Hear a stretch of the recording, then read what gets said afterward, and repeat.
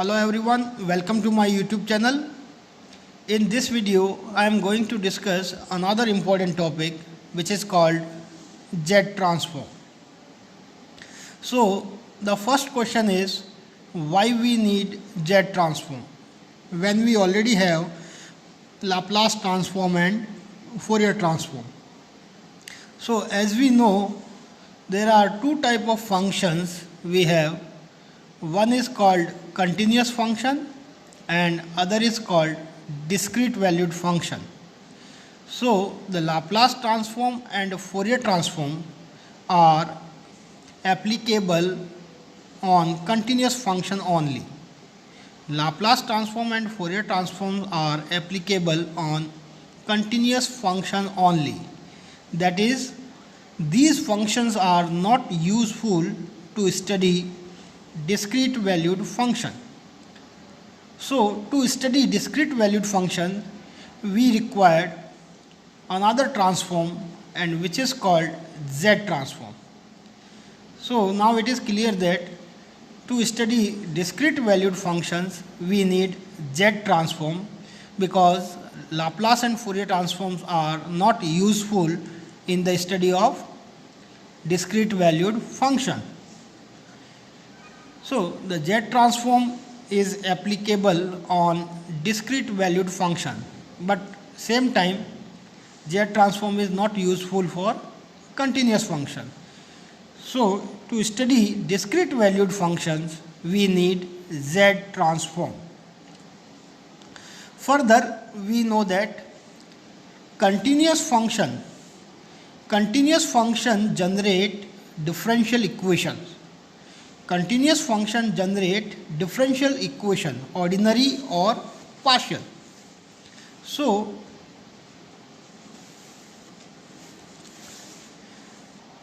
Laplace transform and Z transform, Laplace transform and Fourier transform have their applications for differential equation. To solve ordinary and partial differential equation, we use Laplace and Fourier transform. But discrete valued function generates difference equation. Discrete valued function generate difference equations, and therefore Z transform has their application in solution of difference equation. So to solve ordinary and partial differential equation, we need Laplace and Fourier transform, and to solve difference equation, we require Z transform. So this is the basic need of Z transform. Now we are going to define an important term which is called sequence, which is an example of discrete valued function. So our next definition is sequence. What is a sequence?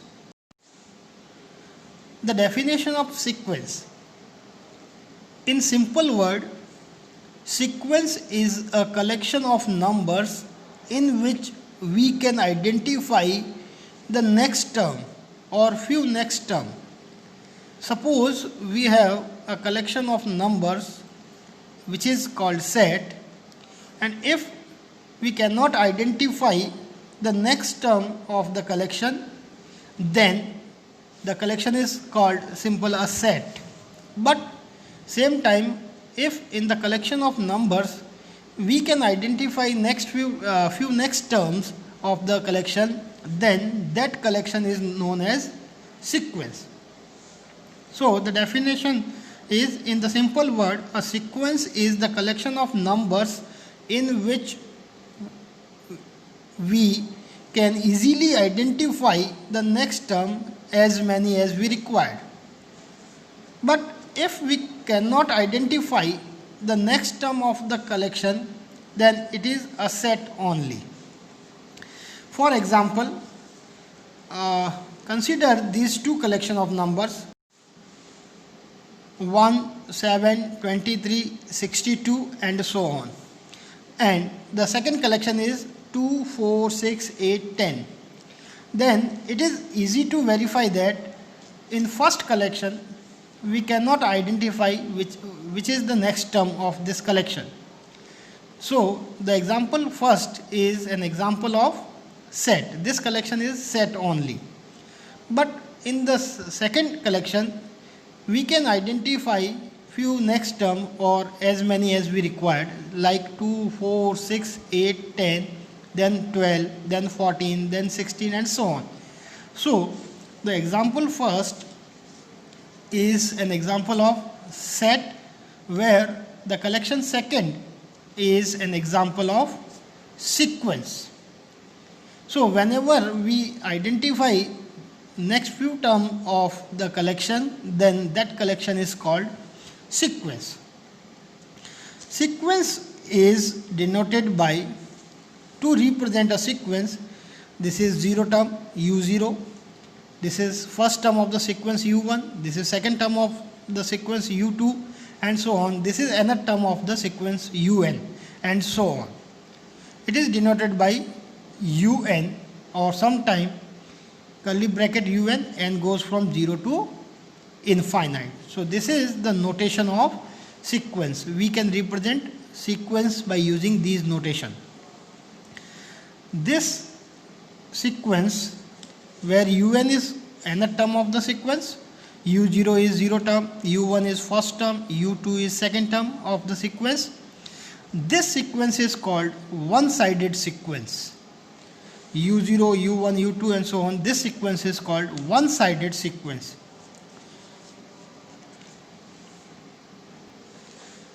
Same time, the two-sided sequence is defined as terms come from minus infinite to minus 3, minus u minus 2, u minus 1, u0, u1, u2 and so on.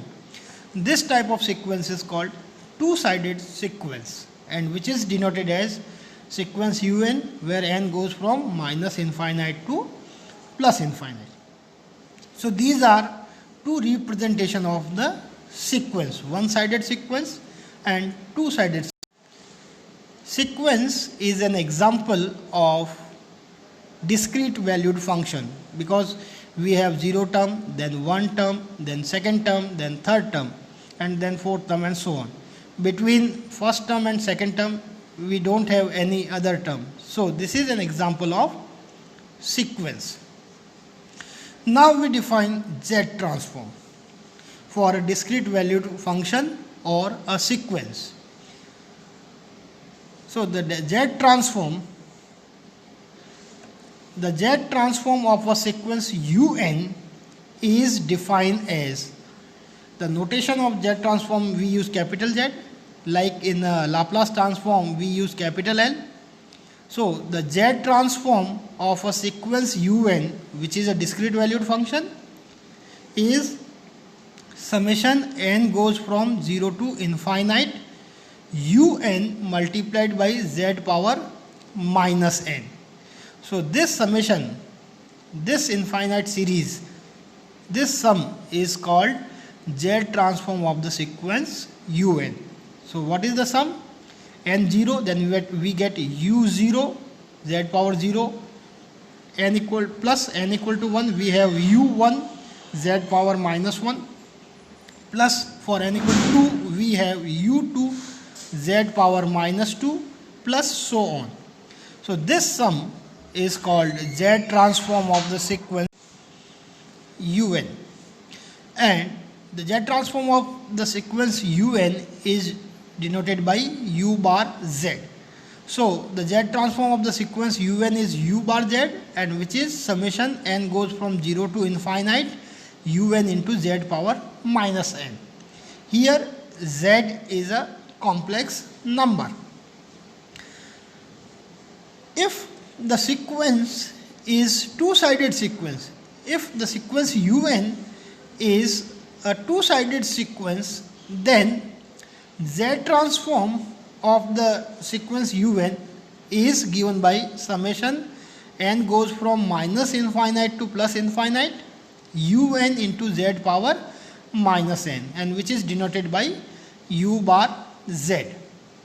So in case of two-sided sequence, the limit of n goes from minus infinite to plus infinite, and for one-sided sequence, the limit of n goes from 0 to infinite.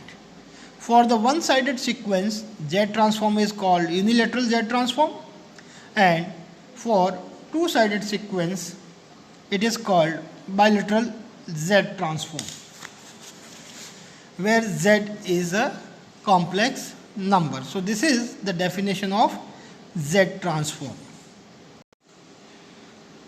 In next video, we will derive Z transform of two important sequence, a raised to n and n raised to p. So see you in next video. Thank you.